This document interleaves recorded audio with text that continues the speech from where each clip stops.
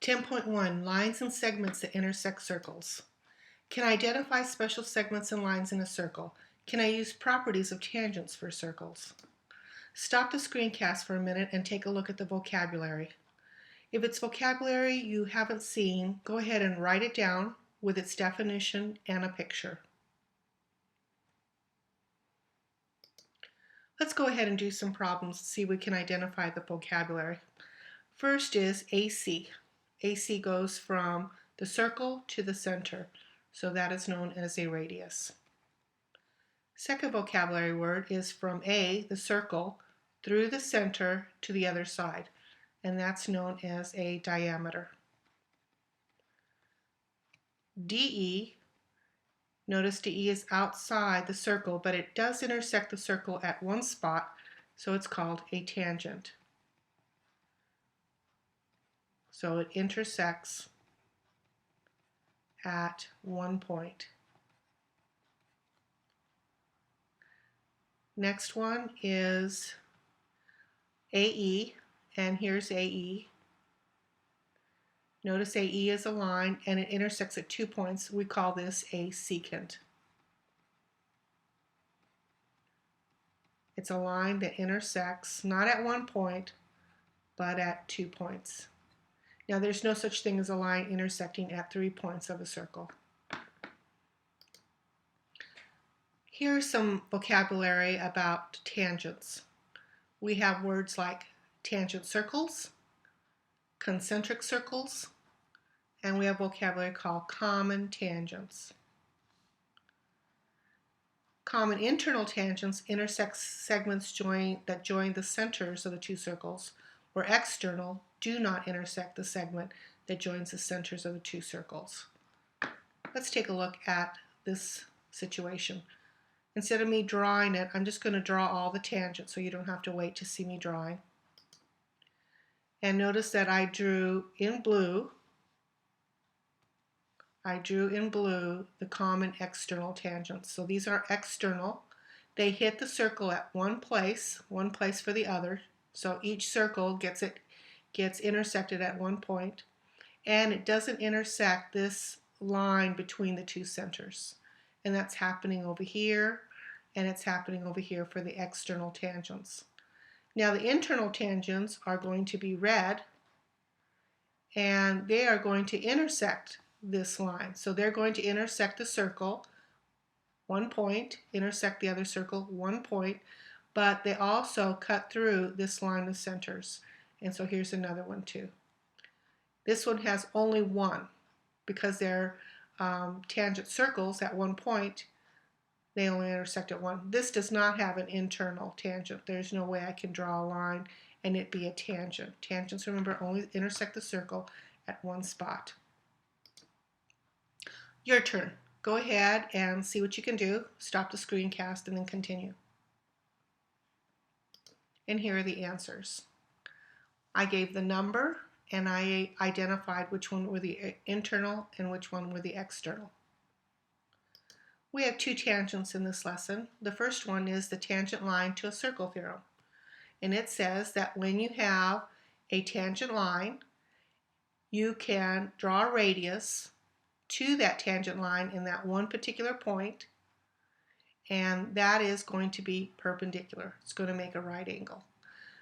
And that's because this is the shortest path. If we were to draw a line from the center to the line, notice that it has some exterior part where the radius intersects the tangent without going outside the circle. And that's why we have this perpendicular situation. The next one is called the external tangent congruence theorem, and it states when you have two tangents from the same point, these two tangents will end up being congruent. All right, let's go ahead and take a look at why. Let's take a look at the theorem. Now here are the two tangents right here. Now since they're tangents, I know they're making a right angle with a radius.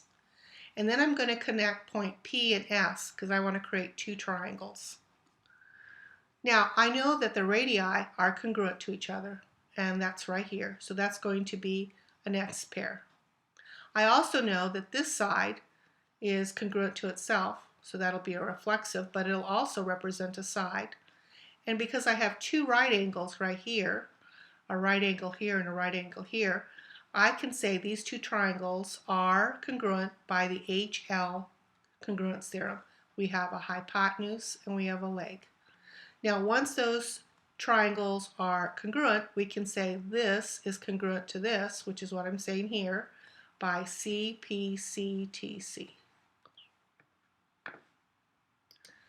All right, let's take a look at this situation and decide whether this is a tangent.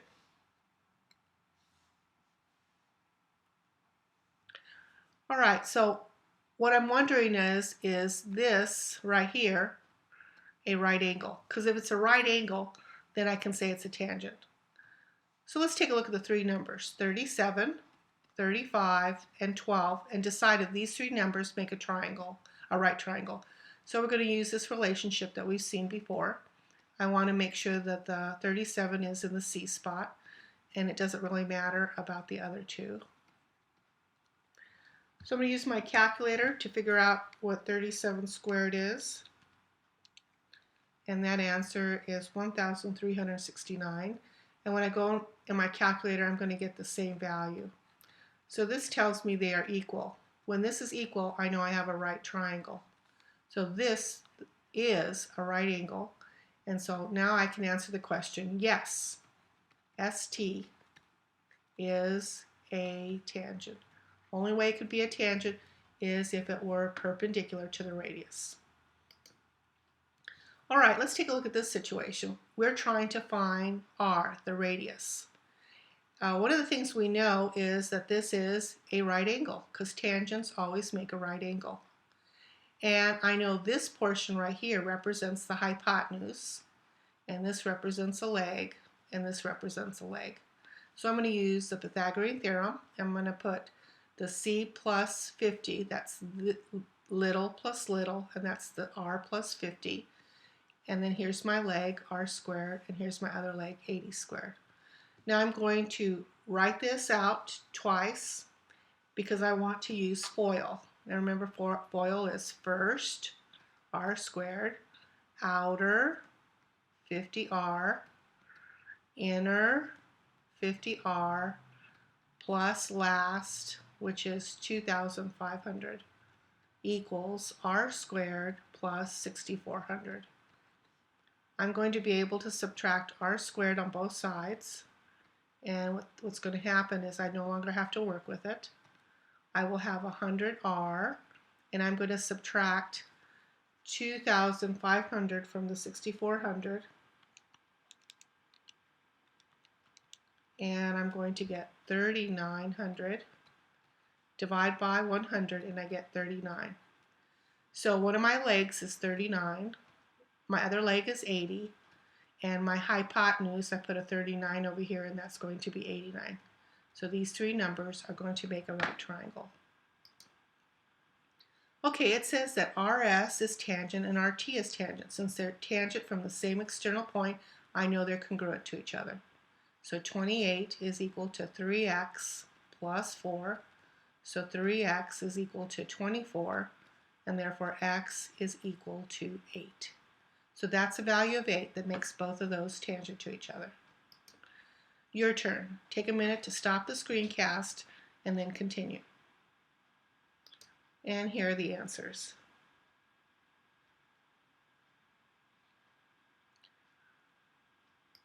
When you get to class tomorrow, we'll also do a construction. We'll be constructing a tangent line, and we'll be following these steps.